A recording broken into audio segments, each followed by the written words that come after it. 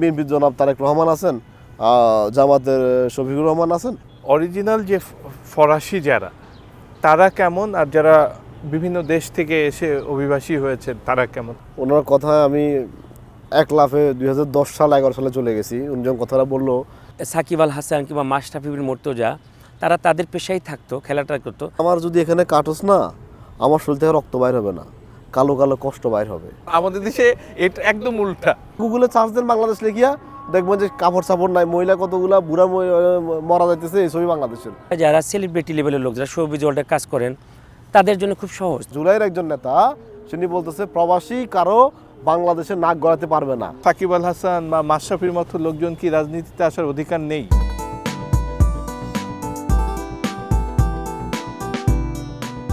প্রবাসের গল্পে আজ দুজন প্রবাসীর গল্প শুনব। দুজনের অবস্থান বিশ্বের দুই প্রান্তে। একজন নেপোলিয়ন বোনাপার্টের দেশ ফ্রান্সের প্যারিসে থাকেন মির্জা মাজহারুল ইসলাম, আর একজন বর্তমান সময়ের বহুল আলোচিত এবং ক্ষমতাধর দেশ যুক্তরাষ্ট্রে বসবাস করছেন রেজাউল হক রেজা। তাদের দুজনই গল্প শুনব। আমি প্যারিসে আসছি 2010 সালে সেপ্টেম্বর মাসের 28 তারিখে। সেই থেকে দীর্ঘ পথ চলা, এখন 2026, তো 16 বছরের অধিক সময় আমি প্যারিসে অবস্থান করছি। বর্তমানে আমি ক্যাটারিং ইন্ডাস্ট্রিতে আছি। আমার 4টা রেস্টুরেন্ট আছে এবং আমি রিয়েল এস্টেট এবং একটা ইনভেস্টমেন্ট কোম্পানি আছে আমার। আমি এখন ব্যবসা বাণিজ্য এবং সামাজিক কর্মকাণ্ড নিয়ে ব্যস্ত সময় পার করছি প্যারিসে, এবং ফ্যামিলি নিয়ে আছি সেখানে। আমার দুই বেবি এবং আমার ওয়াইফ আছে প্যারিসে। এই তো আমার প্রতিষ্ঠানগুলোতে সব বাংলাদেশি কাজ করে।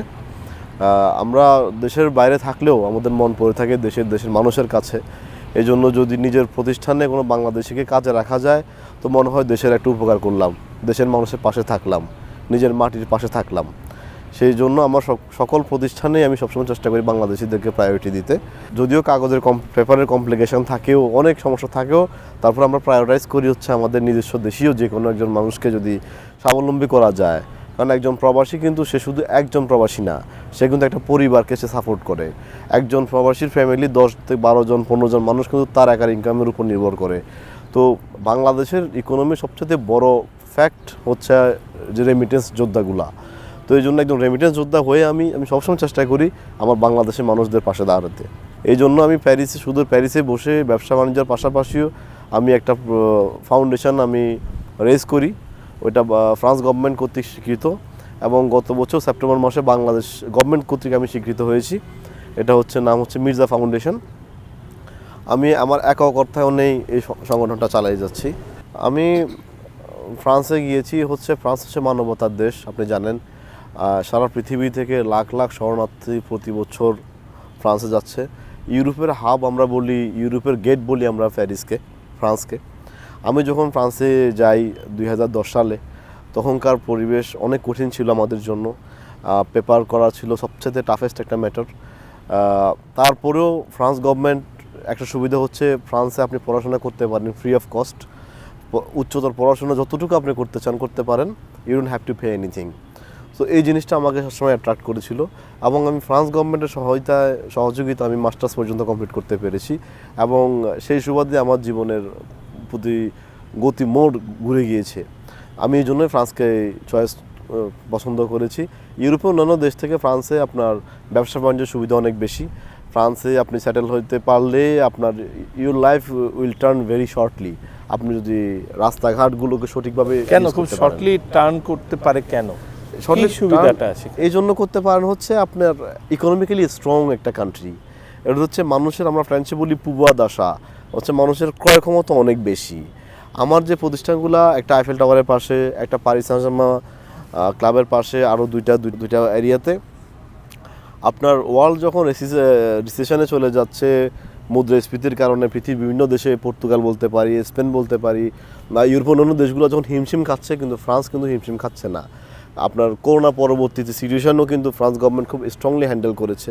করোনার সময় সারা পৃথিবীর ব্যবসায়ীরা যখন ধুঁকতে ছিল, তখন কিন্তু ফ্রান্স গভর্নমেন্ট আমাদেরকে পার কোম্পানি 10,000 ইউরো করে আমাদের কম্পেনসেশন করেছিল, শুধু প্রতিষ্ঠান বন্ধ রাখার জন্য। প্লাস কর্মচারীদের বেতন কিন্তু গভর্নমেন্ট থেকে আসতো। আপনার প্রতিষ্ঠান বন্ধ ছিল, আপনার you can have 1000 of staffs, you can have 100 staff, 2 staffs, whatever, the government will pay for you. তো এটাতে বোঝা যায় হচ্ছে ফ্রান্স একটা পরাশক্তির দেশ এবং তারা কীভাবে হ্যান্ডেল করে ইকোনমিক্যাল, তাদের যে ব্যাকবোনটা অনেক স্ট্রং। এই জন্য আপনি ইজিলি টার্ন আপ করতে পারেন যদি আপনি গো উইথ দ্য ফ্লো হইতে পারেন। রেজাউল হক, রেজা, আপনি তো এই দেশে মিডিয়াতে খুব পরিচিত একজন ছিলেন এবং খুব ভালো অবস্থানে ছিলেন। আপনাকে অনেক দিন ধরেই আমরা মিডিয়া কর্মী বা সিনিয়র সাংবাদিক হিসেবে চিনি। এই ভালো অবস্থানে থেকেও কেন পরবাসে গেলেন? আমার পরবাসে যাওয়ার গল্পটা একটু ভিন্ন রকম। আমি যেহেতু দীর্ঘ বছর আমরা মিডিয়ার সাথে যুক্ত, আমি এন্টারটেনমেন্ট জার্নালিজমের সাথে যুক্ত, আমি টেলিভিশন নাটক প্রডিউস করি আমাদের একটা প্রোডাকশন হাউস থেকে, আমি এখানকার সংগঠনের সাথেও যুক্ত আছি। তো আমি দেশের বাইরে ঘোরাঘুরি শখ তো ছোটোবেলা থেকে ছিলই। আমেরিকা তো আমি প্রথমবার গিয়েছিলাম 2012 সালে। প্রতিবারই একবার যাওয়ার চেষ্টা করছি, কিন্তু এইবার যে চলে যাওয়াটা, এটা আসলে আমাদের ফ্যামিলি ইমিগ্রেন্ট ভিসা হয়ে গিয়েছে। আমার ভাই বোনরা ওখানে থাকেন, আমার বাবা মা ওখানকার গ্রিন কার্ড হোল্ডার ছিলেন, আমার সবাই আছেন। তো ওই কারণে আমাকে যেতে বাধ্যই হয়েছি, মানে ইচ্ছা না থাকলেও যেতে হয়েছে। তার পরবর্তী একটা বিষয়, যেহেতু আমাদের বেবি আছে, বাচ্চারা আছে, তো আমাদের এখানকার যেই নানা রকম রাজনৈতিক অস্থিরতা, নানা রকম পরিবেশের যে বিষয়গুলো বাচ্চাদেরকে নিয়ে কিভাবে কি করা যায়, পড়াশোনা, এখানেও তো আমরা দেখি যে যাদের সামর্থ্য আছে তাদের বাচ্চারা পড়াশোনার জন্য একটা পর্যায়ে যায় দেশের বাইরেই চলে যায়। তো ওই রকম একটা চিন্তা থেকে চলে গেলাম আমেরিকাতে। যেই বিষয়টা আমরা জানি, আমেরিকা তো একটা এত বড় একটা দেশ এবং বাঙালি কমিউনিটি অনেক বড়। আমেরিকার বিভিন্ন স্টেটে বাঙালিরা আছেন এবং ওখানেও কিন্তু কালচারালি এখন ভীষণভাবে সাউন্ড। বাংলাদেশি কালচার, বাংলাদেশি সংস্কৃতিকে নানাভাবে মানুষের কাছে পৌঁছে দেওয়ার জন্য। ঠিক এই পয়েন্টটায় আমি আসবো আপনার কাছে। এই পয়েন্টে আমার বেশ কিছু প্রশ্ন আছে। জি বলেন, যেটি বলছিলেন। আপনি হয়তো বা জেনে থাকবেন যে এখন নিউ ইয়র্কে প্রচুর বাংলাদেশের সেলিব্রিটি, শোবিজ ওয়ার্ল্ডে যারা কাজ করতেন তারা, আমি মনে আছে যে আজকে থেকে 8-10 বছর আগেও যখন আমেরিকাতে কোনো কালচারাল ইভেন্ট হতো বা প্রবানার সম্মেলন হতো, বাংলাদেশ থেকে তাদেরকে হায়ার করে নিতে হতো, শিল্পী কিংবা সংস্কৃতিবান মানুষ কিংবা লেখক, কবি, সাহিত্যিকদেরকে।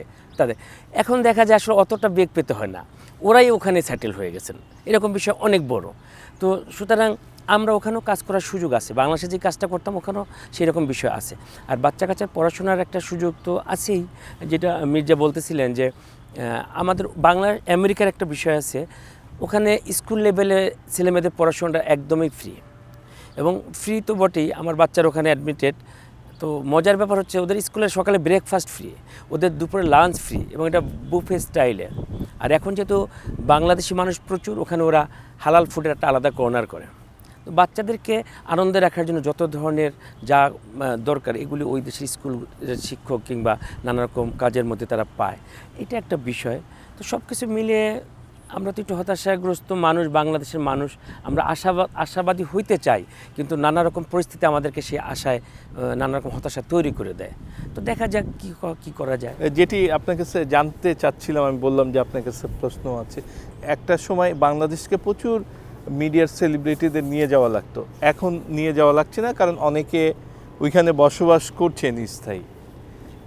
তো সেটা কিভাবে হলো, হঠাৎ করে এই পরিবর্তনটা কেন? এইটা দুই রকম একটা বিষয়। আমার ব্যক্তিগত অবজারভেশনটা কি, আমরা আসলে বাংলাদেশের মানুষরা প্রত্যেকটা বিষয়েই একটা দলীয়করণ অবস্থানে চলে যাই। এই বিষয়গুলো আমি মনে করি সব ক্ষেত্রে সব সেক্টরের মানুষের হওয়ার দরকার নেই। আজকে যদি লাইক সাকিব আল হাসান কিংবা মাশরাফি বিন মুর্তজা, তারা তাদের পেশায় থাকতো, খেলাটা করতো, সারা পৃথিবী তাদেরকে চিনে, বাংলাদেশের 100% মানুষ তাদেরকে পছন্দ করে। কিন্তু যখনই তারা একটা দলীয় ব্যানারে পলিটিক্সে ঢুকে গেল, তখন কেউ যারা ওই দলটাকে পছন্দ করে না, তারা আবার তাদেরকে অ্যাভয়েড করার চেষ্টা করলো। সেম ঘটনাটা ঘটছে আমাদের শোবিজ ইন্ডাস্ট্রিতে। তারাও দেখা গেল যে মানুষগুলো নানাভাবে তাদের ব্যক্তিগত সুবিধার জন্য হলো তারা একটা পতাকার তলে যাওয়ার চেষ্টা করছে। এটা করে আমাদের সাংস্কৃতিক যে অঙ্গনটা এখানেও একটা দলাদলি, রেষারেষি ভাব, ব্যক্তিগত মানে সহিংসতা, আপনাকে আমার পছন্দ না, আপনাকে আমার ক্ষতি করে, এই টেন্ডেন্সিটা তৈরি হয়ে গেছে।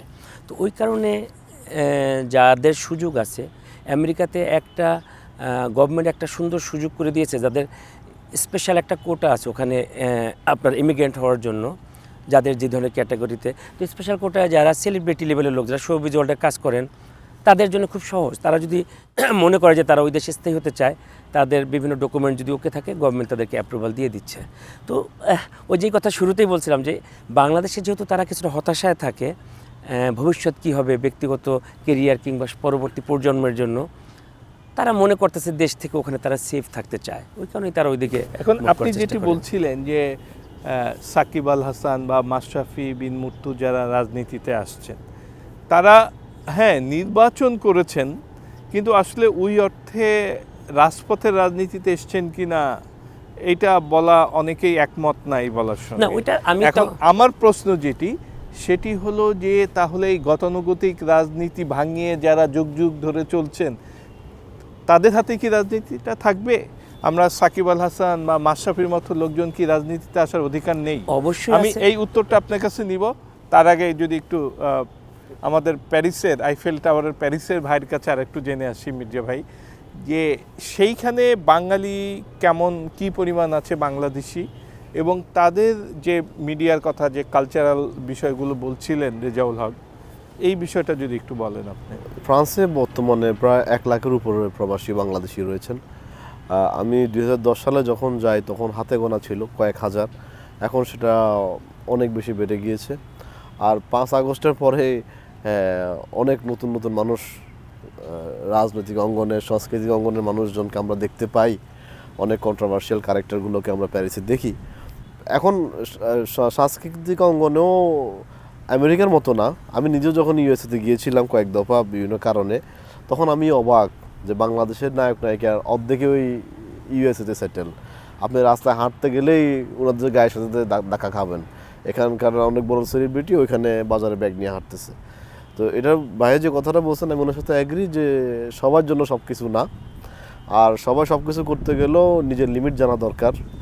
যে সব কিছু করতে গিয়ে বেশি কিছু করতে গিয়ে আমরা আবার বেশি তেতো করে ফেলি, এই জন্য একটা পতাকার তলে নিজেকে বেশি জাহির করতে গিয়ে সব গুলাই ফেলি আমরা।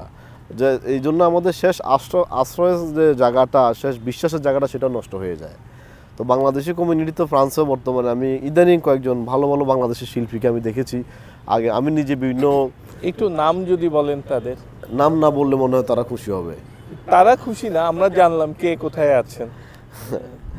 একজন, আমি নামটা ঠিক একদম মনে পড়তেছে না, ফ্রান্সের প্রেসিডেন্ট যখন, আমি জানি না বলা ঠিক হচ্ছে কিনা, ন্যাশনাল টেলিভিশনে ফ্রান্সের প্রেসিডেন্ট যখন বাংলাদেশে আসছিল না, একজন বাউল টাইপের একজনের বাসায় রাহুল বোস নাকি রাহুল রায়, উপরে ওনার একটা ঘটনা ঘটলো ওনার এখানে।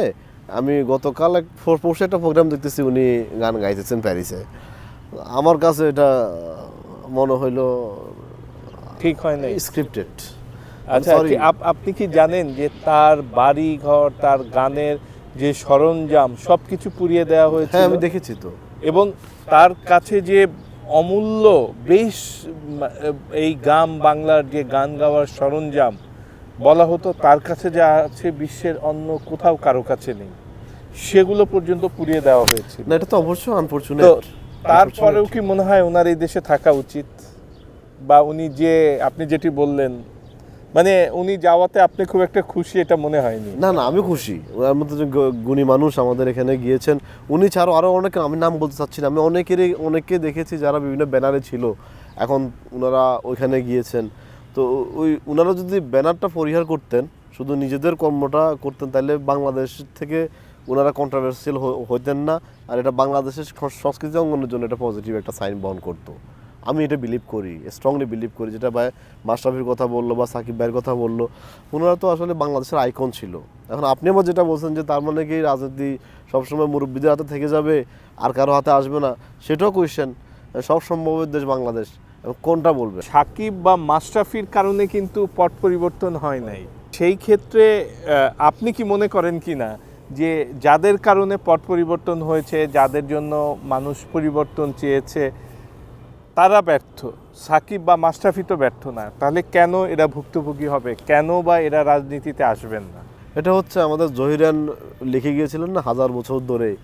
আমরা আসলে 1000 বছর ধরের ভিতরে আমরা এখনও আগের মকবুল বুড়োর গল্পে আমরা এখনও আছি। যুগে যুগে হয়তো ক্যারেক্টারগুলো বদলাচ্ছে, কিন্তু আমাদের স্বভাব বদলাচ্ছে না। আমরা যখন চেয়ার পাচ্ছি, চেয়ারের মিস ইউজ আমরা করতেছি। আমরা নতুনের সুর, নতুনের নিকেতন, আমরা নতুন এভলিউশন বলেন, আমরা যেহেতু দেশের বাইরে থাকি দীর্ঘদিন, আমাদের হোপ থাকে যে না বাংলাদেশের রাজনীতি এরকম হবে, দেশটা উন্নত হবে, দেশটা ডেভেলপড হবে। নতুনরা যখন আসে তারা পুরানদের জুতা পরে ফেলে। আর সমস্যা তো আমাদের এখানেই। মানে মির্জার কথা ধরে আমি একটু যোগ করতে পারি, সেটা হলো আমার বাংলাদেশটা কিন্তু আসলে চলে রেমিটেন্সের টাকায়। প্রবাসী বাঙালি যারা আছেন, আমি জানি যে আপনিও প্রচুর দেশ ঘোরার সুযোগ আপনাকে হয়েছে আপনার পেশাগত কাজে কিংবা ব্যক্তিগত কাজে। বাংলাদেশের মানুষ যারা যেখানে আছে দেশের বাইরে, তারা কিন্তু কঠোর পরিশ্রম করে টাকাটা উপার্জন করে এবং এই টাকাটাই তারা বাংলাদেশে তার ভাই বোন কিংবা কিছুর জন্য টাকাটা পাঠায়। তো তারা যখন একটা সভ্য দেশে বাস করে, একটা উন্নত রাষ্ট্রে থাকে, তারা আসলে ওই সভ্যতাটাই শিখে যায়। তারা তাদের মতো কল্পনা করে আমার দেশটা যদি এইরকম হইতো। কিন্তু আমাদের দুর্ভাগ্য, আমার দেশের যারা রাষ্ট্রীয় ক্ষমতায় থাকেন, তারা যখন ক্ষমতার বাইরে থাকেন তখন তারা অনেক স্বপ্নের কথা বলে, মানুষকে স্বপ্ন দেখায়। যখন তারা চেয়ারটা পেয়ে যায় তখন তারা সেই স্বপ্নটাকে বাস্তবায়ন করেন না, তখন তারা নিজেদের স্বপ্ন নিয়ে বিভোর থাকে। এই যে দুঃখজনক একটা ব্যাপার, আজকে স্বাধীনতার 50 বছর পরেও আমরা কোনোভাবেই এই দেশটার কোনো স্বপ্ন দেখাতে পাইনি সাধারণ মানুষকে। এটার জন্য দায়ী এদেশের এই রাজনীতিবিদরা, আমি মনে করি। আমি ঠিক এই পয়েন্টেই বলেছিলাম যে রাজনীতিবিদরাই যদি, তথাকথিত রাজনীতিবিদ বা গতানুগতিক রাজনীতিবিদ যারা দীর্ঘদিন ধরে নেতৃত্ব দিয়ে আসছেন, ব্যর্থতা তাদের। সাকিব মাশরাফির ব্যর্থতাটা সেটাই আমি বলতেছিলাম যে তখন হয় কি, তরুণ প্রজন্ম যারা আসলে স্বপ্ন দেখাইতে বেশি সাহস দেখাইতে পারে, সেই ধরনের মানে মেধাবী এবং দেশপ্রেমিক মানুষের রাজনীতিতে আসলে বেশি বেশি আসা উচিত। কিন্তু কিভাবে আসবেন? আপনি দেখেন যে আমার দেশের যেই মানুষটা সবচেয়ে ভালো পড়াশোনা জানে, যে দেশটাকে নিয়ে ভাবতে পারবে, যে কোনো একটা গবেষণা করতে পারবে, কিছু আবিষ্কার করতে পারবে, সেই মানুষটাই হতাশা দেখে দেশের বাইরে পড়াশোনা করতে চলে যায় আর এই দেশে আসে না। ওই দেশের গভর্নমেন্ট বরং তাকে কিনে ফেলে, তারা তাদের সম্পদ মনে করে একজন বাংলাদেশি মানুষকে। হ্যাঁ, যেই বিষয়টা আমি বলছিলাম, আমেরিকাতে আমি যেটা দেখেছি, আমাদের পরবর্তী যে প্রজন্ম যারা আমেরিকায় জন্ম নিয়েছে, ওখানে বাচ্চা কাচ্চারা পড়াশোনা করে, তারা নানাভাবে দেশটাকে কিছুই বুঝতে পারে না। বেশিরভাগ অংশ কেন পারে না? বাবা মারাই তো হতাশ দেশটাকে নিয়ে। তারা খুব ভয় পায় এদেশে নিজের আসবে কিনা, তার সন্তানকে নিয়ে বেড়াতে আসবে কিনা, কী করবে না করবে। তখন এই প্রজন্মের অনেকের সাথে যখন কথা বলি, তারা বাংলাদেশ নিয়ে খুব ভালো কথা বলতে পারে না। এমনকি অনেক বাচ্চারা বাংলা ভাষাটাকে সুন্দর করে বলতে পারে না, তাদের ঘরে এটা শেখানো হয় না। আমি যেহেতু কালচারালি কাজের সাথে নানা রকমভাবে যুক্ত, আমি স্বপ্ন দেখি আমার সন্তানেরা একদমই বাঙালি, একটা বাঙালিয়ানা পরিবেশে তারা বড় হোক, তারা বাংলাদেশের সংস্কৃতিটা বুঝুক, বাংলাদেশের সেই দেশাত্মবোধ গানটা জানুক, এই দেশের ভালোভাবে কিছু করে তুমি দেশের জন্য কিছু করো, এটা তাদেরকে বোঝানোর চেষ্টা করি। কি হবে সেটা বলা খুব মুশকিল। এমন একটা দেশে আমরা থাকি, ওখানে অনেক ধরনের অধিকার সন্তানদের। হ্যাঁ, বাবা মার সব কথাই তারা শুনবে সেই রকম বলা যায় না। আমরা চেষ্টা করতে পারি তাদের জন্য। প্যারিসে থাকেন, আমরা জানি ফ্রান্স শিল্প সংস্কৃতির একটা তীর্থভূমি। সেখানে আপনি বাংলাদেশের সংস্কৃতিটা, যেটি রেজাউল হক রেজা বলছিলেন যে আমেরিকার মতো জায়গায় কিন্তু এখন বাংলা সংস্কৃতিটা খুব সমৃদ্ধ, সেখানে অনেকে আছেন, অনেক কিছু হচ্ছে, অনুষ্ঠান হচ্ছে। তো আপনার প্যারিসের চিত্রটা কি? প্যারিসে বাংলাদেশি সংস্কৃতি, আমরা বাংলাদেশি স্কুল আছে ওইখানে আপনার প্রতি বছরই বাংলার মেলা হয়, পিঠা উৎসব হয়। আমরা যারা দেশের বাইরে থাকি, আসলে আমাদের কাছে বাংলাদেশের মাটিটা কিন্তু অনেক বেশি আপন। আমি প্যারিস থেকে বাংলাদেশে আসছি গত শুক্রবারে, কিন্তু এত বেশি মানুষজন মনে হয় যারা দেখি তারা জড়ায় ধরি, তার সাথে কথা বলি, নিজের আপন আপন মনে হয়। এখন ওই বাংলাদেশ, প্যারিসও, ফ্রান্সে বা আমেরিকাতে বা পৃথিবীর যে কোনো যে সমস্ত প্রবাসীরা আছেন, যখনই কোনো বাংলার মেলা হয়, বাংলার পিঠা উৎসব হয়, ছেলেদের অঙ্কন প্রতিযোগিতা 21শে ফেব্রুয়ারি বা 16 ডিসেম্বর প্রোগ্রাম হয়, তখন কিন্তু সারা বিশ্ব থেকেই যে বাংলাদেশে আমি নিজে স্পন্সর করি আমার গ্রুপ থেকে, মির্জা গ্রুপ থেকে বাংলাদেশের শিল্পীদেরকে আমরা নিয়ে আসি। আমি রাহুল ভাইয়ের কথা যেটা আপনাকে একটু আগে বলছিলাম, সেটা আমি দুঃখজনকভাবে বলছি যে ওনার ঘরে আগুন লাগাইতে হবে কেন, ওনাকে দেশ ছাড়িয়ে বাঁকতে হবে কেন। আমি নিজে একজন সংস্কৃত মানা মানুষ, আমার নিজেরও 2-3টা বই বের হয়েছে, আমি নিজেও গান করতাম আগে। আমার ছেলে জন্ম হয়েছে ফ্রান্সে, আমার ছেলের নাম লালন। তো এটা আমার পুরো ফ্যামিলি কন্ট্রোভার্সিয়াল। হোয়াই? আমি বললাম যে আমার কাছে মনে হয় যে একটা মানুষ ছিলেন সাইজি, যিনি বুঝতে পারছিলেন হিউম্যান সেন্টিমেন্টটা, হিউম্যান লাইফটা, অথবা লাইফ আফটার ডেথ। তো আমার কাছে মনে হয় সাইজি ছিলেন বাংলাদেশে, মানে আমাদের জন্য একটা গিফট বাই গড। এই জন্য আমার ছেলের নাম রাখছে লালন। তো একজন বাংলাদেশি মুসলমান হয়ে প্র্যাকটিসিং মুসলমান হয়ে ছেলের নাম লালন রাখা কিন্তু এটা কিন্তু অনেক কন্ট্রোভার্সিয়াল। আমি আমার ফ্যামিলিতে সেটা ফেস করছি এবং অনেকে নাক ছিটকায়, হ্যাঁ, কিন্তু বলতে পারে না। আমি বুঝি, I can get the expression.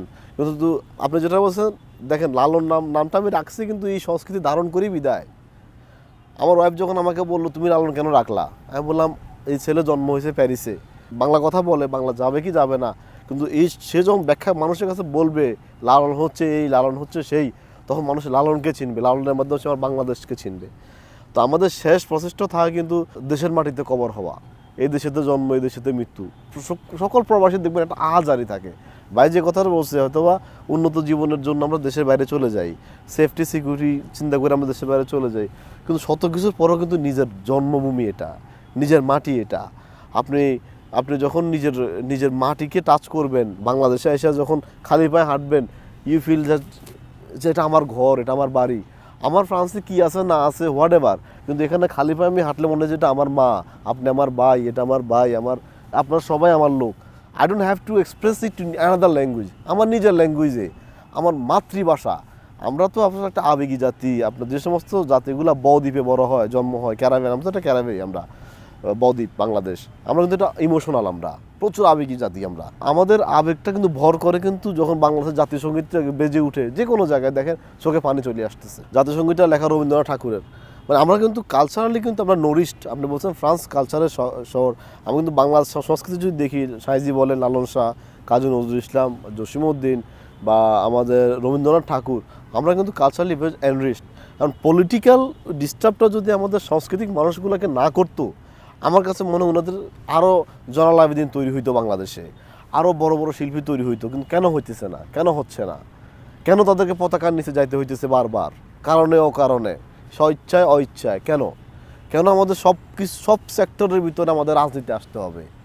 আমি ইউরোপে থাকি, ফ্রান্সে যখন ইলেকশন হয়, যেদিন ইলেকশন হয় মানুষ সেদিন জানে আজকে ইলেকশন, রোববারে হয় ইলেকশন হয়, মানুষের যা ইলেকশনটা দিয়ে আসে তার কাজ এনজয় করে, আচ্ছা এই ক্ষমতায় আসছে। আমি আজকে একটা টেলিভিশন চ্যানেলে গিয়েছিলাম, আপনাদের আগে নাম বলবো না, ওনাদের আমি বললাম যে আপনারা ডিবেট আয়োজন করেন না কেন? মনে করেন বিএনপির জনাব তারেক রহমান আছেন, জামাতের শফিকুর রহমান আছেন, দুজনকে নিয়ে আসেন, এমন প্রশ্ন করেন জর্জরিত করে ফেলেন দুজনকে। ফ্রান্সে যেটা হয়, ইংল্যান্ডে যেটা হয়, ইউএসএ যেটা হয়, দেখছেন না ডিবেটগুলো, ন্যাশনাল ডিবেটে ফাটাই ফেলবেন আপনি। You don't have to think আপনার বেনিফিট, আপনি জার্নালিস্ট, আপনি তাদের কাছ থেকে কথা বাইর করেন। ওনাদের আমি আমার এলাকায় ওনারা গণসংযোগ করতেছে, এটা আলাদা গল্প। আপনারা এই কালচারটা তৈরি করেন, সাংবাদিকরা জাস্ট আনান, দুইটা ডিবেট করান। ফ্রান্সে যে বর্তমান প্রেসিডেন্ট ইমানুয়েল মাকরন, সে জনপ্রিয়তা 10-20% ছিল, কিন্তু দুইটা ডিবেটে সে কোয়েশ্চেনগুলো এমন আনসার করছে 10% থেকে 90% চলে গেছে তার জনপ্রিয়তা, আর যারা 80% ছিল সে চলে গেছে 20%-এ। তো এটা একটা কালচারাল ম্যাটার। রেজাউল হক রেজা অনেক কিছু বলছিলেন মির্জা সাহেব, আপনার উপলব্ধিটা কি? মির্জা যেটা বললো, ওর সাথে এখন আজকের এই একসাথে বসে ওর থেকে জানতে পারলাম সে নিজেও একজন ভীষণ সংস্কৃতবানা মানুষ।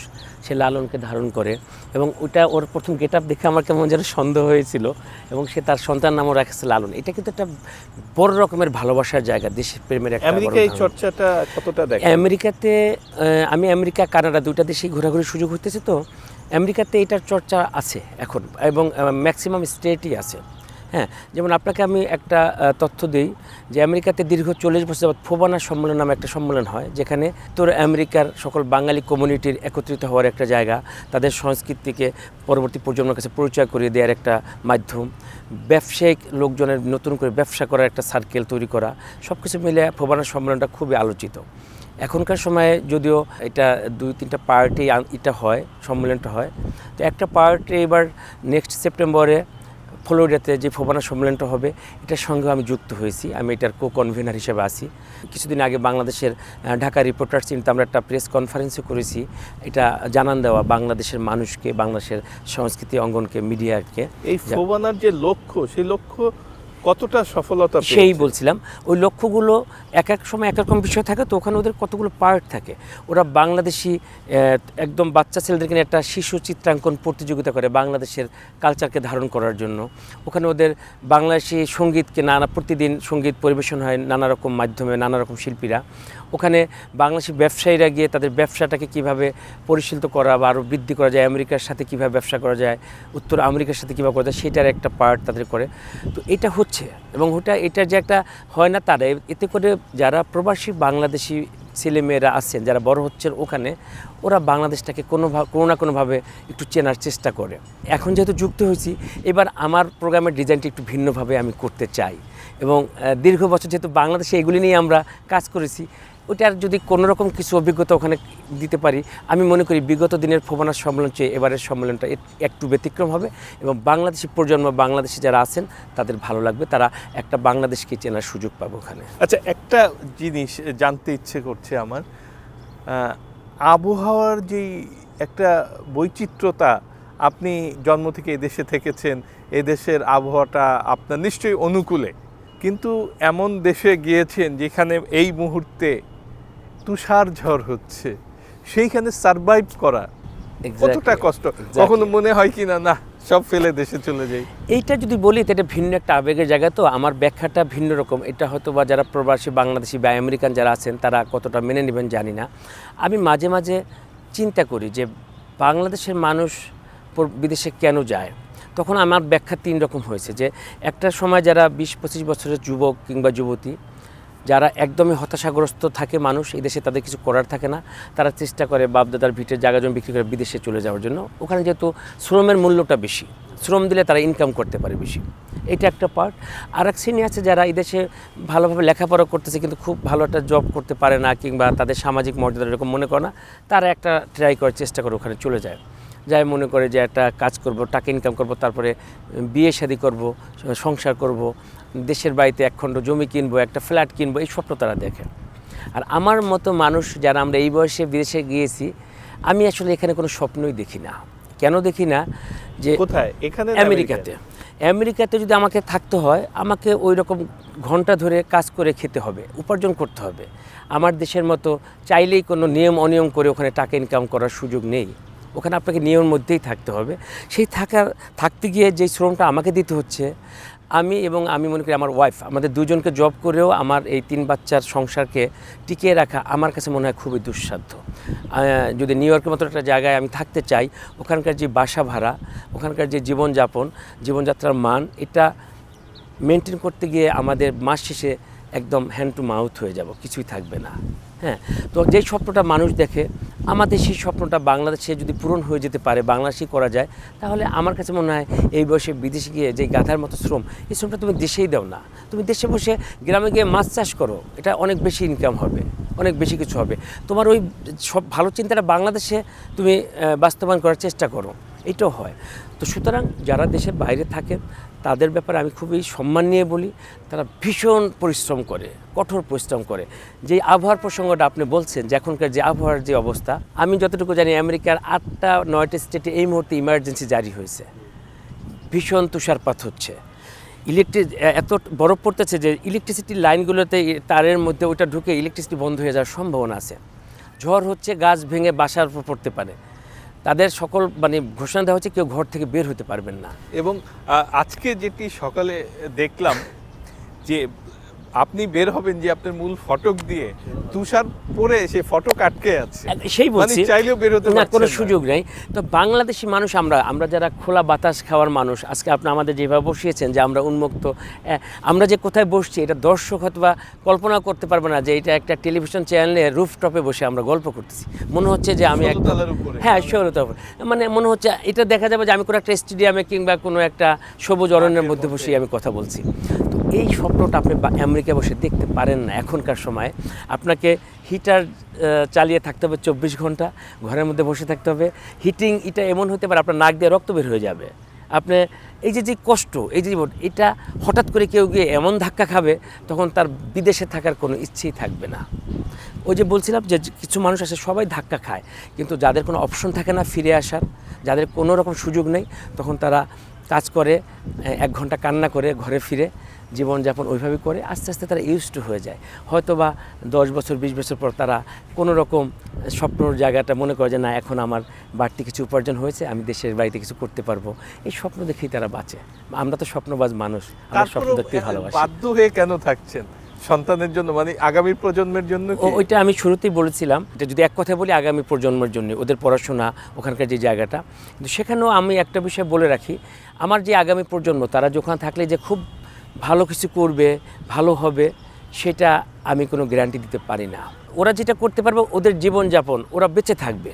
যেটা বাংলাদেশে থেকে আমি হয়তোবা আমার সন্তানের জন্য একটা বড় রকমের ব্যাংক ব্যালেন্স রেখে যাওয়া, তাদেরকে কোনো সম্পদ করে দেওয়া, এই স্বপ্নটাকে আমার দেখতেই হবে। ওইটা আমেরিকাতে দেখার দরকার নেই। ওরা ওখানকার যখন সিটিজেন হয়ে যাবে, ওই দেশের সরকারই তাকে বাঁচিয়ে রাখবেন। হতে পারে সে লোয়ার ক্লাস জব করবে, হতে পারে সে লেখাপড়া করে আপার ক্লাস জব করবে, সেটা তার নিজস্ব যোগ্যতা, কিন্তু তার বেঁচে থাকার কোনো সমস্যা মানে নেই। নাগরিক অধিকারটা সে পুরোটাই পাবে সে, এটা একদমই সত্যি। যেটা এটা আমাদের আমার দেশে- ধারণা যা বলবে হয়তো ইউরোপও সেটা আছে। হ্যাঁ, আমেরিকা যেরকম আছে ওখানে ইউরোপও আছে। এই বিষয়ে এই স্বপ্ন দেখে বাংলাদেশের মানুষ তাদের ছেলের আচ্ছা, সন্তানকে নিয়ে উনি চলে যেতে যেটি চায়। বলছিলেন মির্জা সাহেব, আপনি যদি আপনার সেখানকার আবহাওয়ার কথা একটু বলেন। ধন্যবাদ আপনাকে। আমি ওনার কথায় আমি এক লাফে 2010 সাল 11 সালে চলে গেছি। উনি যখন কথাটা বললো, আমার তো কম বয়সে আমার বিদেশে যাওয়া হয়েছিল ফ্যামিলির বিভিন্ন কারণে। হতাশা যেটা বলছে, উনি সব পয়েন্টগুলো বলে ফেলছে। আসলে এক হচ্ছে পারিবারিক একটা ব্যাপার ছিল, আর হতাশাও ছিল। আমি প্রথম যখন বরফ দেখি, I was excited, wow how beautiful.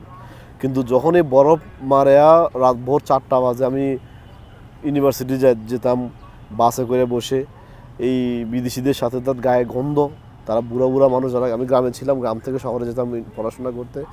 I was just, আল্লাহ আজকে আমার জীবনের শেষ দিন হোক। I couldn't survive it anymore.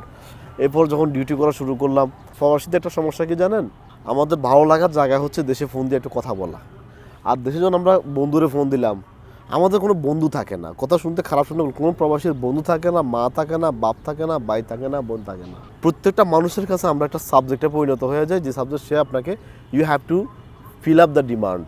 প্রথম ভাই বন্ধু সবাই থাকবে, এরপর দিন এই সংখ্যাটা কমতে থাকবে, রেশিওটা। এখন এদের ডিমান্ডটা ফুল আপ করার জন্য আপনি তখন সাইকেলের বিরুদ্ধে চলবেন। আই ক্যান রিকল, আমি একটা সময় 18 ঘন্টা ডিউটি করছি। আমার এক বন্ধু ছিল, তারে ম্যাক্সিমাম টাইমে আমি ফোন দিতাম, বলতাম যে ভাই আজকে মনে হয় মারা যাবো। কারণ ইউনিভার্সিটি করতে হতো ক্লাস সকাল 8টা থেকে বিকাল 4টা, 4:30 থেকে রাতের 12টা করতাম ডিউটি। ট্রেনের জন্য দাঁড়া থাকতাম না, দৌড় দিয়ে যায় বাসায় উঠতাম। কারণ ট্রেনে তখন আমি জিম করতাম, ট্রেনের জন্য দাঁড়ালে যদি 20 মিনিট লেট হয়ে যায়, এক দৌড়ে যায় বাসায়, চুলার ভিতরে কোনো কিছুটা বানায় দিয়ে গোসল করিয়া নামাজ পড়িয়া খায়, আবার ঘুম ভোর 6টা বাজে আবার ইউনিভার্সিটি। এভাবে করে আমার 3 ইয়ার্স গেছে আমার। আপনি বুঝেন, এভরি সিঙ্গেল ডে 18 আওয়ার্সের উপরে আপনার। এরপরে তো দেশে ফোন দিলে তো বোনের বিয়ে, স্বাস্থ্য বোনের ছেলে হয়েছে, টাকা পাঠাও, এই হয়েছে। যখন আপনি তাদেরকে বলবেন আমি ভালো আছি, এটা বলাটা পাপ। বাংলাদেশে আপনি যদি ফোন দিয়ে বলেন, সব প্রবাসী ক্যান রিকল দ্যাট। আমি যদি আপনি খুশি হয়ে বলে দিয়েছেন নতুন যখন আপনি গেছেন, বাবা আমি তো একটা ভালো চাকরি পাইছি, মাসে 2000 ইউরো বেতন, এই যে কথাটা আপনি বলছেন, সাথে 2000 ইউরো ভাগ করে ফেলছে তারা। এটা আমি ভুক্তভোগী। আমি আজকে 16 বছর আমার নিজের কোম্পানি আছে, বাড়িটা যা আল্লাহ দিছে করছি। আমার মামা একজন ছিলেন, উনি মারা গেছেন, সবচেয়ে ধনী ব্যক্তি ছিল বাংলাদেশি কমিউনিটি ফ্রান্সের, শহীদ আলম মানিক। উনি একটা কথা বলছিল আমাকে, বললো যে আমার যদি এখানে কাটোস না, আমার শরীর থেকে রক্ত বাইর হবে না, কালো কষ্ট বাইর হবে। আমার 40 বছর প্রবাস জীবনে আমার শরীর থেকে রক্ত নাই, আরে আমার শরীর, আমি হয়ে গেছি একটা মেশিন। আমার এমনি বললো, তোর কাছে আমি একটা মেশিন, তুই আমার কাছে আইসস, আমার কাছে সবাই আসে, আমি কার কাছে যাওয়ার জায়গা নেই। সবাই আমি আছি, কিন্তু আমার কেউ নেই। মানে অনেক মানুষের ভিড়ে আমি নিজেও কিন্তু একা। ভাই তো নতুন গিয়েছেন, ভাই তো এখানকার এস্টাবলিশড, আমরা যখন নতুন গিয়েছি আমি নিজেও রিকল করতে পারি, আমি কিন্তু জনসমুদ্রের মাঝান, আমি সবার জন্য করতেছি, কিন্তু আমি একা। এই যে ঠান্ডার কথা বলছেন, কয়দিন আগে প্যারিসে যে ঠান্ডা পড়ছে, কিন্তু ঠান্ডাকে আমি ঘরে থাকতে পারছি। হয়তো হ্যাঁ, এখন আই কুড হ্যাভ স্টেড, কিন্তু অনেক ভাই আছে যারা দেখবেন তারা হুন্ডা দিয়া, সাইকেল দিয়া ডেলিভারি করতেছে, উবের ইটস ডেলিভারি এগুলো করতেছে, তারা কিন্তু বাংলাদেশে তার টাকা পাঠাচ্ছে। মাসের 1 থেকে 5 তারিখ দেখবেন তারা মানি ট্রান্সফার যে টাকা পাঠাচ্ছে বাংলাদেশের জন্য। তাদের কিন্তু লাইফ রিস্ক। এটা আমি সৌদি আরবে দেখেছি, দুবাইতে দেখছি, আমেরিকাতে দেখেছি। প্রত্যেকটা প্রবাসী, ঠান্ডা কি গরম কি, এই যে ঈদ বলেন, ঈদ বাংলাদেশে ঈদ কি ফেস্টিভ্যাল হয়, পূজা কি ফেস্টিভ্যাল হয়, একজন প্রবাসীর জীবনে কোনো ঈদ আছে, কোনো পূজা আছে, কোনো ফেস্টিভ্যাল আছে? কোনো কিচ্ছু নাই। এখন একজন যে প্রবাসী হয়ে গেলে সে কিন্তু কারা থাকে না। আর অনেক সময় কিছু গল্প আপনারা দেখেন না, প্রবাসীর লাশ নিতে কেউ আসে নেই, এয়ারপোর্টে লাশ পড়ে আছে, এটা কিন্তু বাস্তবতা। ফ্রান্সেও অনেক প্রবাসী যখন মারা যায়, বাংলাদেশে আমরা লাশ পাঠানো ফ্যামিলি অ্যাকসেপ্ট করে না, পরে আমরা সবাই টাকা টুকা তুলিয়ে লাস্টে সম্পূর্ণ খরচ আমরা বহন করার পরে বাংলাদেশে পাঠাই। 2-3টা ইনসিডেন্ট আমি নিজে দেখছি, ফ্যামিলি বলে যে না তার ওখানে দাফন করে দাও। আহারে, এই লোকটা কার জন্য কি করলো? যে মাটি ছেড়ে গেলেন উনি মাটির আশায়, সেই মাটিতেই ফিরতে পারছেন না। ফিরতে পারছেন না, এবং তার আপন মা বাপ আপন বউ বলে দরকার নেই তারা পাঠানোর। এত অসুবিধায় থেকেও আপনারা দেশের কথা ভাবেন, দেশকে একটা সুন্দর দেশ চান। যেই দেশে থাকছেন, আপনাকে দিয়ে যদি শুরু করি, ফ্রান্সে থাকছেন, অরিজিনাল আমরা জানি সেটাও একটা মাল্টি কালচারাল দেশ। নানা দেশের, বিশেষ করে আফ্রিকার প্রচুর আফ্রিকান বংশোদ্ভূতরা থাকেন সেখানে। অরিজিনাল যে ফরাসি যারা, তারা কেমন, আর যারা বিভিন্ন দেশ থেকে এসে অভিবাসী হয়েছেন তারা কেমন, তাদের আচরণগত মানবিকতা এগুলো নিয়ে যদি একটু বলেন। ফ্রান্সের সবচেয়ে স্ট্রং পয়েন্ট হচ্ছে ফ্রান্সে আইন করে রেসিজম নিষিদ্ধ করা হয়েছে। আপনি সাদা কালো কাউকে বলতে পারবেন না। আপনি যদি আমি যদি আপনাকে সাদা বলি বা আপনাকে কালো বলি, আপনি পুলিশ কল করতে পারবেন, এবং এটাকে আইনগতভাবে স্ট্রং হ্যান্ডেল করা হয়েছে। ফ্রান্সে ডিসক্রিমিনেশন করা নিষেধ। এই জন্য আমরা বাংলাদেশের মানুষজন অনেকজন না বুঝে বলি যে ফ্রান্সে বোরকার নেকাপ নিয়ে তারা কথা বলে, বোরকার নেকাপ করা নিষেধ করে, কিন্তু ফ্রান্স কিন্তু এটা বলে না। ফ্রান্স বলে যে কোনো ধর্মীয় যেটা ধর্মীয় ইমেজ কোনো কিছু কেউ বহন করতে পারবে না। কারো হয়তো মুসলমানের সমস্যা, কারো হিন্দু সমস্যা, কারো খ্রিস্টানের সমস্যা, সবাই ইকুয়াল থাকো। ফ্রান্স হচ্ছে সবার জন্য equal. France will protect all kind of religion but promote none. তো আমি নিজে একজন ফরাসি বাংলাদেশি, আমার সেখানে বাড়িঘর আছে, আমার দোকানপাট আছে। একজন সাদা চামড়ার আমার ভিতরে কোনো ডিফারেন্স নাই, না গভর্নমেন্ট ইস্যুতে। সেখানে হিজাব বা বোরকা পরা যাবে না, না নেকাব এটা বলে কি আপনার মানে তাদের যুক্তিটা কি, কেন পরা যাবে? সেটা হচ্ছে যে এটা একটা পাবলিক সেন্টিমেন্টে কাজ করবে। অন্য কেউ আপনার পছন্দ না করতে পারে, আপনার সাথে সে ভায়োলেট হয়ে যেতে পারে। হয় এটা খুলো, এটা লাগাও, অন্যের জন্য মনে করেন একটা ক্রস নিয়ে আসলো, আপনি ক্রস আপনার পছন্দ না, অন্যের জন্য ও মানে ক্রসও পরে মানে পাবলিক প্লেসে, পাবলিক অ্যাডমিনিস্ট্রেশন জায়গাগুলোর ভিতরে, যেমন স্কুল, কলেজ, হাসপাতাল, এগুলোতে আপনি পড়তে পারবেন না, যাতে করে অন্য কারোর সেটা ডিস্টার্ব করে, অন্য কারো আপনার নিয়ে কমেন্টস করে, ভায়োলেশনের দিকে যান আপনি। আপনি যদি চোখ দিয়েও যদি কাউকে টিজিং করেন, এটা নিয়ে কিন্তু একটা ভুল তথ্য আছে, পুরো ভুল তথ্য আছে। অনেকে বলে যে পড়াই যাবে না। না, পড়া যাবে না। কেন পড়া যাবে? কিন্তু শিক্ষা প্রতিষ্ঠান, হসপিটাল, এই কিছু কিছু জায়গায় পড়া যাবে, কিছু কিছু যা পড়া যাবে না। তাতে করে কি হবে, যাতে আপনারা কেউ অ্যাটাক না করে বসে। গভর্নমেন্ট তো, পুলিশ তো আপনার সবসময় থাকবে না। আপনি আছেন না, কিছু মানুষ ক্রেজি আছে না, তার কাছে খারাপ লাগতেই পারে। এই জন্য আমি যখন কলেজে পড়ছিলাম, তখন আমি তো একদিন আবেগে বলে গেছি, হ্যাঁ ফ্রান্সের নিকাব নিষিদ্ধ, এটা কি ইসলামের বিরুদ্ধে ফ্রান্স? তখন ম্যাডামে বললো, তোর ক্লাসে তুই তাকায় দেখ, সবার কাপড় দিয়ে আমার কইতে হবে কে কোন ধর্মে বিশ্বাস করে, বোঝার কোনো উপায় নাই। আর পরে উনি বললো, কোরআন একটা আয়াত দিয়ে উনি বললো, ওই ম্যাডাম, ফ্রেঞ্চ ম্যাডাম বললো যে কোরআনের লেখা আছে ধর্ম যার যার। একদম ঠিক। ধর্ম পালন করার বিষয়, দেখানোর বিষয় না। ফ্রান্স এটাই করে, তুমি তোমার ধর্ম, I will protect you but I will not promote you. সরকারি খরচে 500 মসজিদ হবে না, সরকারি খরচে 200 প্যাগোডা হবে না, সরকারি খরচে পাবলিকের টাকা দিয়ে হাসপাতাল হবে, টয়লেট হবে, সরকারি স্কুল কলেজ হবে, রাস্তা হবে। কিন্তু সরকারি টাকা দিয়ে কোনো ধর্মীয় প্রতিষ্ঠান হবে না, না খ্রিস্টানদের, না হিন্দু, না জুইশের, না মুসলমানের। আমাদের দেশে এটা একদম উল্টা। আগে কারো টাকা হলে মানে ধর্মীয় প্রতিষ্ঠান করে তুললো আর কি, পালন করুক আর না, এটা হচ্ছে আপনার ইমানের দুর্বলতা, ধারণ করুক আর না করুক। আপনি আমেরিকাতে কি দেখেন? আমেরিকাতে ও যেটা বলছে ঠিক আছে, কিন্তু আমেরিকাতে আমি যেমন আমি এখন নিউ ইয়র্ক স্টেটের বাফেলো শহরে আমি বসবাস করতেছি আপাতত, একদম নায়াগ্রা ফলসের কাছে। একদম নায়াগ্রা ফলস আমার বাসা থেকে 20 মিনিটসের ড্রাইভ। ওখানে আমি যেটা বাংলাদেশি কালচারটা দেখছি, এখন এই মুহূর্তে 1 লাখেরও অধিক বাঙালি আছেন নায়ক শুধু বাফেলোতে, বাফেলোতে। এবং এটা তথ্য যেটা জানি যে পুরো আমেরিকার মধ্যে এটা হচ্ছে সেকেন্ড একটা সিটি যেখানে বাঙালি সবচেয়ে বেশি আর কি। তো ওখানকার আমি একটা জিনিস খেয়াল করলাম, প্রত্যেকটা বাবা মা, গার্ডিয়ানরা এরা একটু ধর্মের দিকে ধাবিত, ইসলামের দিকে, ইসলামটাকে। সেটার আমি একটা ব্যাখ্যা তৈরি করছি, বা আমি একটু জেনেছি কীভাবে। এই বাফেলোতে যে বাঙালিরা আসছেন, তার 95% বাঙালিরা বিভিন্ন শহর থেকে আসছে, লাইক নিউ ইয়র্ক কিংবা বোস্টন, কিংবা নিউ ইয়র্ক থেকেই 80% বাঙালি এখানে মুভ করছে। তাদের দেখা গেছে নিউ ইয়র্কে 20 বছর, 25 বছর, 30 বছর তারা ওখানে থেকেছেন। থাকার পরে তাদের যে বক্তব্যটা, তারা ওখানে গাধার মতো যন্ত্রের মতো খাটছে। যে কথাটা মির্জা বলছে যে ওখানে 16 ঘন্টা 18 ঘন্টা পরিশ্রম করে একজন মানুষ, 2 শিফটে কাজ করে প্রচুর। মানে অনেকে বলে যে রেজা, আমাকেও বলছে রেজা আমি সকাল যখন কাজে যাই তখন সূর্য ওঠে না, আমি যখন রাতে বাসায় ঢুকি তখন সূর্য ডুবে যায়, আমি রাতে আসি। আমি গত 1 বছরে কখনো সূর্য দেখি নেই। সরি, আমি জাস্ট 10টা সেকেন্ড সময় নিব। ওই যে আমি আপনার সাথে বসে কথা বলতেছি, আমি বারবার তাকাইতেছি যে এটা সূর্য নাকি লাইট, কারণ আমি সূর্য দেখি না। ওই সূর্য সেও দেখেন আর কি, সেটার জন্য সে আমি বলছে বারবার আর কি। তাকাইতেছি তুই লাইট নাকি সূর্য, আমি সিরিয়াসলি বলতেছি, কারণ সূর্য দেখার সুযোগ হয় না। তো যার কারণে যেটা বলছিলাম যে ওখানে যারা গিয়েছেন তারা একটা পর্যায়ে দেখা যায় নিউ ইয়র্কের মতো জায়গায় খুব কনজাস্টেড জীবনযাপন। সূর্য দেখার সুযোগ হয় না, ওনাকে শেষ করে আসে। এটা কি কারণে? মেঘে ঢাকা থাকে সূর্য, এটা কারণ নাকি হচ্ছে- বাইরে বের হওয়ার সুযোগ নাই না না, কাজের? আবহাওয়ায় আমাদের উইন্টারে দিন থাকে 5-6 ঘন্টার, হ্যাঁ, আর যখন কাজে যাইতাম তখন তো সূর্য দেখছি না, কত বছর সূর্য দেখি না হিসাব নাই। মানে উইন্টারে সূর্য দেখি না, এবার কত বছর গেছে হিসাব নাই। মানে ব্যস্ততার কারণে, ব্যস্ততা আবার অনেক আবহাওয়ার অনেক কারণে। আবহাওয়ার কারণে। গাধা এখন হয়তো একটা জায়গা তৈরি করছে, একসময় তো প্রচুর খাটছে, বলতেছে তো যে আমার পড়াশোনা এবং আমাকে মানে জব দুইটাই আমাকে একসাথে করতে হয়েছে, এবং সেটা করতে গিয়ে তারা 18 ঘন্টা ডিউটি করতে হয়েছে। 18 ঘন্টা ডিউটি করে সূর্য দেখার তো সুযোগ নাই। ওখানকার জীবন শুরু হয় ভোর 4টা-5টা থেকে। একটা জবে যাওয়ার জন্য 1 ঘন্টা ড্রাইভ করতে হয়, ট্রেনে বাসে 1-1.5 ঘন্টা। তাহলে আপনাকে উঠতে হবে কখন? সকালবেলা 6টা যদি আপনার ডিউটি শুরু হয়, তাহলে সেই মানুষটা 4টার সময় ঘুম ভাঙবে, সে নিজের মতো ব্রেকফাস্ট তৈরি করবে, রেডি হবে, খাবে, তারপর ট্রেনে উঠবে, 1 ঘন্টা ট্রেনে যাবে, দেন তার কাজের জায়গা, এবং ওখানে ইন টাইমে আপনাকে ঢুকতে হবে, 5 মিনিট আগে গেলে ভালো।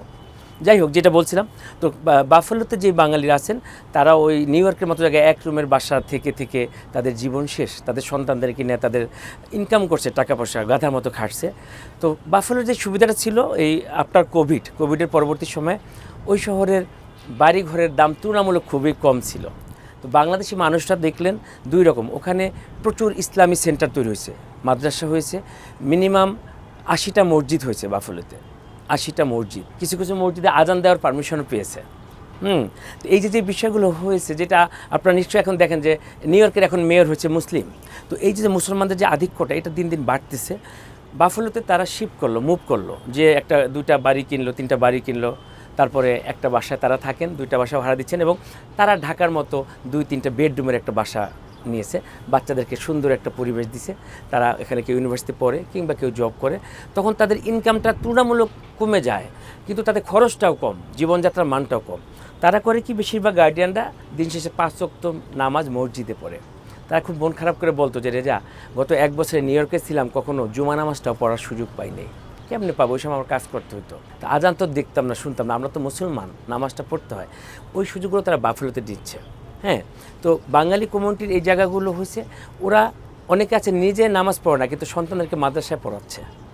তারা খুব ভীত সন্ত্রস্ত প্রজন্ম নিয়ে, যে ওই যে কেউ কেউ মুসলমান হয়ে খ্রিস্টান ছেলে কিংবা মেয়েকে পছন্দ করে সংসার করতেছে। অন্যায়টা কি এতে? অন্যায় না, বাঙালি মানে যারা সে তো মানুষ, একজন মানুষকে, তারা তখন তারা যেটার মনে সঙ্গে করে, আমি যদি মির্জা সাহেবের কথাটা একটু উদাহরণ দেই, উনি কিন্তু এইটাকে কোনো অন্যায় দেখছেন না। প্যারিসে এটা কোনো অন্যায় না, তাই না, তো? প্যারিসে কেন? মানব ইতিহাসে মানবের প্রেম না, করবে। অন্যায়ের জায়গাটা না, কিন্তু ব্যাখ্যাটা অন্য জায়গায়। এই বাচ্চাগুলো কিন্তু তাহলে ধর্ম ইসলাম থেকে বিচ্যুত হয়ে গেল, যার বাবা মা যেটা ভাবতে চায়। মানে ইসলামটা জরুরি না নিজেকে ভালো মানুষ হিসেবে ভালো গড়ে তোলা মানুষ, জরুরি? তাদের ধারণা হয় যে ইসলাম বিচ্যুত হলে তারা ভালো মানুষ হবে না, তারা ভালো থাকবে না। তার চেয়ে বড় কথা, তারা বাংলাদেশটাকে আর চিনবে না, তখন তারা আর দেশে কখনো যেতে চাইবে না।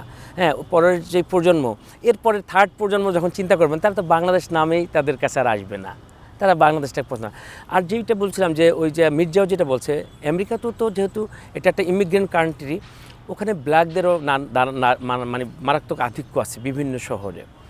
তা আমার সন্তান যখন স্কুলে যায়, ওখানে দেখা যায় স্কুলে সাদার চেয়ে কালোদের আধিপত্য বেশি। আমি এখন বাংলাদেশে বসে এই কথাটা বলছি, যেটা ওখানে বলা ঠিক হইতো না, যে ওদের যে আধিক্যটা, ওরা একটু তুলনামূলক মানে অ্যারোগেন্ট টাইপের। আমরা দেখেছি বাংলাদেশি যে ছেলেমেয়েরা, তাদের চেয়ে তারা ভীষণ অ্যারোগেন্ট, হ্যাঁ, ভীষণ অ্যাগ্রেসিভ এবং অ্যারোগেন্ট। ওরা যে কোনো, ওরা আইনটাকেও কিছুটা অমান্য করে এখনো। হ্যাঁ, আমার সন্তান এখানে গ্রেড 9-এ পড়ে, ওকে 3টা সার্টিফিকেট দিয়েছি স্কুলে থেকে।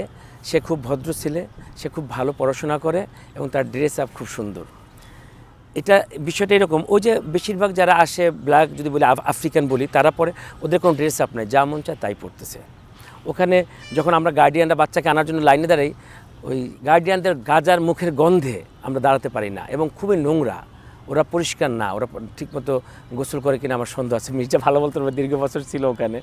তো এই বাচ্চারা আমাদের বাঙালি ছেলেদেরকে, মুসলিমদেরকে তারা বিভিন্নভাবে দেখে, খুব খারাপ ব্যবহারও করে। আমার ছেলে তো একদিন এসে বললো যে বাবা আমাকে তো ওরা মারতে চেয়েছিল। তাই আমি বললাম তুমি আবার মেরো না, এটা নিয়ম নেই, আইনটা অমান্য হয়ে যাবে, তুমি টিচারকে বলো। এই যে বিষয় এখনও ওই অসভ্যতা আছে, এবং যার কারণে এইটাও একটা বিষয় আমি আপনাকে ক্লিয়ার করি, আমি হয়তো এবার ওই স্টেটটাই চেঞ্জ করে ফেলবো। আমি আমার সন্তানদেরকে একটা বেটার জায়গায় নেব যেখানে তুলনামূলক আফ্রিকান বা কালোদের চেয়ে সাদাদের আধিপত্য বেশি। এই জায়গাটা আমি নিতে চাওয়ার চেষ্টা করি, সেটা আমি ফ্রান্সও দেখেছি। তো প্রচুর আফ্রিকান। হ্যাঁ, আমি ভাইয়ের কথার সাথে এ করার জন্য, আমার তো প্রায় 1.5 যুগ হয়ে গেল ফ্রান্সে। আমার বাড়ি, যেখানে আমি বাড়ি কিনছি, ফ্রান্স উগ্র ডানপন্থী মারিন লে পেন, যে এখন বর্তমানে বিরোধী দলীয় নেত্রী, তার বাসা আমার বাসার 2 বাসার পরে। আমার 2 ছেলের জন্ম লালন এবং মাহাদ ওই এলাকার হাসপাতালে। সাদা, পুরো এলাকা সাদা। আমার যে এলাকাটা সাদাদের এলাকা, আমি ইচ্ছে করে ওই এলাকায় নিছি। ওই যে শুধু ওই একটা আরো গেছি দেখাইয়া। কিন্তু কি হয়েছে, ওই এলাকাটা খুব পশ এলাকা, এখানকার বনানী মনে হয়, আমি চিনি না, গুলশান। ওইখানে কিন্তু আপনার বাইরে যে কথা বলছে, আপনি এলাকার উপর ডিপেন্ড করে। আমার যে ছেলেফেলেগুলো, আমার ছেলে যে স্কুলে পড়ে, আপনার পার্কিংয়ের দিকে তাকালে দেখবেন যে একটা মক্সে ল্যাম্বরগিনি আসিয়া পোলা ভাইয়া নিতেছে। এটা এলাকার উপর ডিপেন্ড করে। অনেক বাঙালিরা ওই ধরনের এলাকা মানে তারা এফোর্ড করতে পারে না, বিকজ ওটার বাৎসরিক ট্যাক্স, বাড়ি ভাড়া এটা অনেক বেশি। ও ওখানে আলহামদুলিল্লাহ বেটার আছে, সে চিন্তা করতে পারে। অনেক বাবা মার স্বপ্ন আছে, কিন্তু তারা ওই ধরনের এলাকায় থাকতে পারে না। এটা একটা বিষয় না। তো ভাই যে কথা বলছে, ওই যে মানুষগুলা আসলে কালো, সাদা, লাল, নীল না, ডিপেন্ড করে কোন ফ্যামিলি ব্যাকগ্রাউন্ড থেকে সে আসছে। মানুষের রঙে, মানুষের হয়তো কালচারের কারণে 2-1টা ডিফারেন্স হইতেই পারে, কিন্তু অসভ্য তো অসভ্যই। অসভ্যতার আবার জাত কী, আবার ধর্ম কী, আবার রং কী, আমি যেটা বিলিভ করি আর কি। এই জন্য যদি সব বাবা মা চায় তাদের সন্তানরা একটা ভালো জায়গায় থাকুক, ভালো জায়গায় পড়ুক, তাহলে কিন্তু তাহলে আর এইগুলো সে দেখে না, ডিসক্রিমিনেশনগুলো সে বুঝতেই পারে না। আর গায়ের রংটা আসলে ডাজেন্ট ম্যাটার। সবার বারাক ওবামাও তো প্রেসিডেন্ট হয়েছে আমেরিকার, তাই না? সে তো সভ্য মানুষ, সেটা তো আছে। প্রবাস জীবনের অনেক গল্পই শুনলাম আমরা। প্রবাসে থেকে কেমন বাংলাদেশ চান? আগে রেজাউল হক রেজা বলেন। আমি যেই কথাটা শুরু থেকেই বলছিলাম, আমরা ভীষণ স্বপ্ন দেখা, মানে স্বপ্নবাজ মানুষ, কিন্তু আমরা স্বপ্ন আমাদের প্রতিদিন ভেঙে যায় বাংলাদেশে যখন থাকি, নানা রকম বিষয়। আমি শুধু একটা কথাই বলবো যে যেহেতু প্রবাসী বাঙালিরা এই দেশটাকে বাঁচিয়ে রেখেছেন, এই দেশের অর্থনৈতিক জায়গাটা তারা শক্ত করে দিয়েছেন বা দিচ্ছেন, তাদের দিকে সরকারের নজর দিতে হবে। সেটা শুধু লেখালেখির মধ্যে, কথার মধ্যে দিয়ে না, বাস্তবে প্রমাণ করতে হবে। সেটা হয় না। আমি গত 10 দিন আগেও ঢাকার এয়ারপোর্টে গিয়েছিলাম আমার এক রিলেটিভকে রিসিভ করার জন্য। তখন এক প্রবাসী, মিডল ইস্ট থেকে এক প্রবাসী এসে ভীষণ রকম ঝামেলায় পড়ে গেছে, তাকে কোনো সহায়তা করার কোনো মানুষ নেই। এই বিষয়গুলো সরকারকে খেয়াল করতে হবে। তাদেরকে একটা স্পেশাল প্রয়োজনে তাদের জন্য আলাদা রো করতে হবে, তাদের ভালো দেখভাল করার জন্য আলাদা ওখানে কাউন্টার থাকবে। তাদেরকে যত সহজভাবে, তারা যাতে মনে করে না দেশে আমার যাওয়ার জন্য কোনো সমস্যা নেই, আমি দেশে যাব, তখন দেখবেন অনেক প্রবাসীরা বছর বছর দেশেও আসবে ভাই বোনকে দেখার জন্য। এবং এই বিষয়টা সরকার খুব গুরুত্ব সহকারে দেখুক, এইটুকুই আমার চাওয়া। মির্জা সাহেব, আপনি যদি আরেকটু যুক্ত করেন, কেমন বাংলাদেশ চান? আর আরেকটা বিষয়, এই যে রাজনৈতিক, যে বিভিন্ন সময় রাজনৈতিক ঘটনাগুলো দেখে কেমন উপলব্ধি জাগে দেশ সম্পর্কে, সেখানকার মানুষজন কি বলেন? আপনার কথা উত্তর দেওয়ার আগে ভাইয়ের যে কথাটা বললো এয়ারপোর্টের ইনসিডেন্টটা, আমার ফ্রেঞ্চ পাসপোর্ট, আমি যখন ইউরোপে কোথাও ভিজিট করি লেখা থাকে প্রায়োরিটি হচ্ছে আপনার ফ্রেঞ্চ পাসপোর্ট, ফ্রান্স থাকি ফ্রেঞ্চ পাসপোর্ট প্রায়োরিটি লাইন, এরপরে ইউরোপিয়ান পাসপোর্ট, ইউরোপীয় দেশের পাসপোর্ট, এরপরে অন্যান্য দেশ। বাংলাদেশে এয়ারপোর্টে আসলে ভিন্ন, মনে হয় বাংলা পাসপোর্ট থাকা একটা অপরাধ, একটা কবিরা গুনাহ। আমাদের বিদেশি পাসপোর্ট যারা, তাদের লাইন সুন্দর লাইন, সালাম আলাইকুম স্যার, ওয়ালাইকুম সালাম, আর বাংলাদেশে এখানে যাও, এখানে যাও। মিডল ইস্ট দিয়ে কিন্তু বাংলাদেশ চলতেছে। তারপরে লাগেজ কাটা থাকে, লাগেজ এটার কোনো বিচার আচার নাই। বর্তমানে ইউনিয়ন সরকার একটা কথা ফরমাশি লঞ্চ করছে, ভাই কেউ আপনার কফি খাইতে আসতেছে না, I am sorry for my word, I don't need your coffee. প্রবাসী লাউঞ্জে যায় আমি 100 টাকা কফি খামু, আমি এর লাগে বাহারাইন থেকে আসছি না। কেন বাংলাদেশি পাসপোর্টটা নিয়ে যখন আমার মালয়েশিয়ার একটা ভাই, দুবাইয়ের একটা ভাই, সৌদি আরবের একটা ভাই আসে, তারা কেন নিগৃহীত হইতে হবে? তার কেন সে তার ট্রলি পাবে না? কেন তার সাথে আপনার কুত্তার মতো আচরণ করবেন এয়ারপোর্টের ভিতরে? আমি নিজে দেখছি, আমাদের যখন পাসপোর্ট দেখে আমাদের সালাম করে, কেন আমার সালাম করবে কেন? সালাম তো করতে হলে গ্রিন পাসপোর্ট যা তারা সালাম করবে, এটা তার দেশ। আমি সাদা চামড়া বা বিদেশি পাসপোর্ট আমার সালাম করা তো কিছু না, আমি তো দেশে ট্যুরিস্ট হিসেবে আসছি। কিন্তু যার দেশ, যে দেশের মালিক, তার সাথে আপনি কুত্তার মতো ব্যবহার করতেছেন এয়ারপোর্টের ভিতরে, এয়ারপোর্টের বাইরে। আমি এটা তীব্র নিন্দা প্রকাশ করলাম। আর যেটি রাজনৈতিক এই বিভিন্ন অবস্থা দেখেন, তখন ফ্রান্সের মানুষ বা ইউরোপের মানুষজন কি বলে বাংলাদেশে? ইউরোপে আসলে বাংলাদেশের একটা পোর্ট্রেট তৈরি করা হয়েছে। বাংলাদেশ বলতে কিন্তু বোঝা যায় একটা অভাব, দুর্নীতির শেষ সীমানা একটা জায়গা। এখানে মানুষ দিনে দুপুরে খুন হয়, এখানে সব কিছু, সব পাপের একটা মহড়া বাংলাদেশ। আর আমাদের রাজনৈতিকবিদরা বছরের পর বছর খুব সচ্ছলতার সাথে সেটা চালায় যাচ্ছে, যুগের পর যুগ। আমি যখন কারোর প্রাউডলি বলি আমি বাংলাদেশ অরিজিন, বন্যা, আপনি নিজে গুগলে চার্জ দেন বাংলাদেশ লিখিয়া, দেখবেন যে কাপড় চাপড় নাই, মহিলা কতগুলা বুড়া মরা যাইতেছে, এই ছবি বাংলাদেশের। বাংলাদেশ কিন্তু রিপ্রেজেন্ট করে কিন্তু এটাই। আর অনেকে বাংলাদেশ চিনেও না, বলতে হয় ইন্ডিয়ার পাশে যে ছোটো একটা দেশ, ওইটা বাংলাদেশ। আনফর্চুনেট, এটা ভেরি আনফর্চুনেট। আর পলিটিক্যাল এই জিনিসগুলো তো সবাই খুব খারাপভাবেই দেখে। এই যে জুলাই আগস্টের প্রত্যেকটা ঘটনা ফ্রান্সের প্রত্যেকটা মিডিয়ার কভার পেজে আসছে। তো এটাতে বোঝাতে বাংলাদেশ চরম অস্থিতিশীল একটা পরিবেশের ভিতরে যায়। আর দিন শেষে যে কথা বললে, আমাদের হয়তো পাসপোর্টের কালার বদলিয়ে যায়, কিন্তু আমাদের নিজেদের রক্তে লাল সবুজ থাকে। আমরা কষ্ট পাই, আমরা ব্যথিত হই। এই জন্য শুধু প্রবাসে বসে আমি মির্জা ফাউন্ডেশন তৈরি করি। আমার নিজের লাখ নিজের ইনকামের টাকা আমি বাংলাদেশের মানুষের পিছনে খরচ করি। এই যে আমি এখন আমার দোকানপাট সব ফালায়, বউ বাচ্চা ফালায় কিন্তু দেশে আসছি, মানুষের সেবা করার জন্য আসছি। এই যে বাইরে যাবেন, ভাই আবার ব্যাক আসবেন, কিন্তু দেশের জন্য আসবেন। আমি না, 2 কোটির উপর প্রবাসী, সবাই কিন্তু এই কাজটাই করে। জুলাইয়ের একজন নেতা তিনি বলতেছে প্রবাসী কারো বাংলাদেশে নাক গলাতে পারবে না, বাংলাদেশের রাজনীতি নাক গলাতে পারবে না। যদি রেমিটেন্স বন্ধ হয়ে যায়, বাংলাদেশ কি চলবে 2 দিন? রেমিটেন্স শাটডাউনে বাংলাদেশ চলছিল, এরা ভুলে যায়। আমার সবচেয়ে কষ্ট লাগছে করোনার সময়, প্রিভিয়াস যিনি ছিলেন উনি বলছে আপনার নিজ নিজ দেশে মরেন, মানে নিজ দেশে থাকেন, এদেশে আসেন না। আমি ফেসবুকে দেখছি লেখা আছে প্রবাসী প্রবেশ নিষেধ, যেটা আগে ইংল্যান্ডে লেখা থাকতো dogs and Indians are not allowed. সেখানে বাংলাদেশের এই দোকানে, এই হয়তো আমার খালতো ভাইয়ের দোকান, আমার মামার দোকান, আমার স্বাস্থ্য চার দোকানে, গ্রামের দোকানে লেখা ছিল, দেখছেন কিনা আপনারা করোনার সময় প্রবাসীদের প্রবেশ নিষেধ। কত নিমক হারাম আমাদের চিন্তা ভাবনা প্রবাসীদেরকে নিয়ে। অথচ প্রবাসীরা যখন রেমিটেন্স শাটডাউন করছে, জুলাই আগস্ট আন্দোলন চরম পর্যায়ে পিকে গেছে ওই 1 মাসেই, যখন আমরা রেমিটেন্স পাঠানো বন্ধ করছি। তো আমার অনুরোধ হচ্ছে প্রবাসীদের প্রতিনিধি আর আমাদের পার্লামেন্টে দিতে হবে। এই যে পোস্টাল ভোট আমরা করতেছি, আমি কারে ভোট দিতেছি? আমি তো আমার এলাকার কারণে সিলেক্ট করতেছি না, আমার বাড়ি ফেনীতে নেই, আমি পোস্টাল ভোট মারতেছি প্যারিস থেকে বসে। আমি কারে দিচ্ছি? একটা দলকে দিচ্ছি, কিন্তু কারে দিচ্ছি? আমার এলাকার প্রতিনিধিকে। একটা দলের ব্যক্তি বিদেশে সে যে আমার প্রতিনিধিত্ব করে ব্যাপারটা তো তা না। কিন্তু প্রবাসীদের ভোটের নামে কিন্তু বর্তমান সরকার ভোটের অধিকার হরণ করতেছে, এবং আমি এটাকে I don't think it is positive side. আমার মতে যে ফ্রান্সে আছে 1 লাখের উপর যদি ফরাসি কোনো দেশে থাকে, তাদের পার্লামেন্টে তাদের একজন এমপি যায়।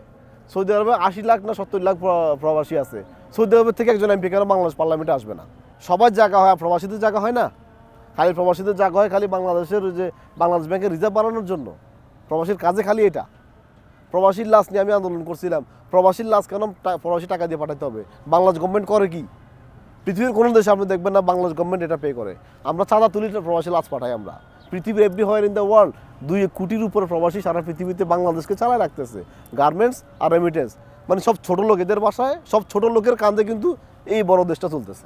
ধন্যবাদ মির্জা মাঝারুল ইসলাম, ধন্যবাদ রেজাউল হক রেজা। প্রবাসের অন্য যে দেশে তারা বসবাস করেন সেই দেশের মানুষের ধারণা যত অনিয়ম, দুর্নীতি, সন্ত্রাসের একটা ঠিকানা যেন বাংলাদেশ, অথচ এই দেশেই লাখ লাখ ধর্মীয় প্রতিষ্ঠান রয়েছে। সেই প্রতিষ্ঠানগুলো এদেশের মানুষকে কতটা ধর্মের পথে আনতে পেরেছে, সেই প্রশ্ন হয়তোবা আমরা ঘুরে ফিরে করতে চেয়েছেন। সকলকে ধন্যবাদ।